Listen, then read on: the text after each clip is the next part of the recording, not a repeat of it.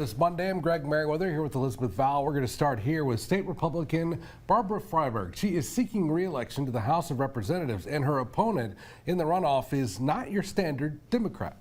Here to walk us through this one is our Capitol correspondent, Chris Rosado. He starts us off tonight. Chris. Well, Barbara Freiberg says she's running as a somewhat moderate Republican, while her Democrat opponent tells me he's actually a conservative.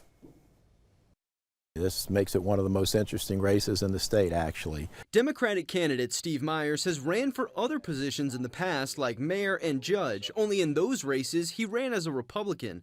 This time, he says he's switching parties as part of his campaign strategy. The labels mean absolutely nothing. Doesn't change who I am or what I believe. I said the demographics were very good and a chance to make the runoff as a Democrat, and so I simply switched parties and ran as a Democrat. In Myers' view, he's more conservative than the incumbent Republican Barbara Freiberg, claiming he's a pro-life, pro-Second Amendment, pro-school choice type of conservative, adding that Freiberg has served her first term in office as a left-leaning Republican when it comes to how she votes on police and education-related legislation. So we basically have a race that I call Dino versus Rhino, a Republican in name only versus a Democrat. Speaking with Freiberg today, she says for anyone who thinks she's not a true conservative, all they need to do is go look at her record, and says when it comes to Myers, she wished that he would be more honest with voters. All the voters, be Republican or Democrat, we'll look at the record. We'll look at my record of leadership. We'll look at my record of commitment to this community,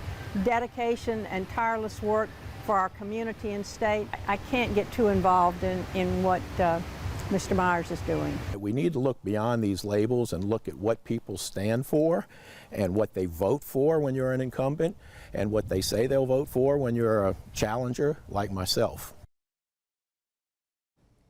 So Election Day is next Saturday. Guys, back to you. All right, Chris, thank you. So that early voting period continues this week, every day except for Friday, which is Veterans Day. Polls open from 8:30 a.m. until 6 p.m. Election Day, of course, is November 18th. You can get a look at your ballot and polling locations at govote.com.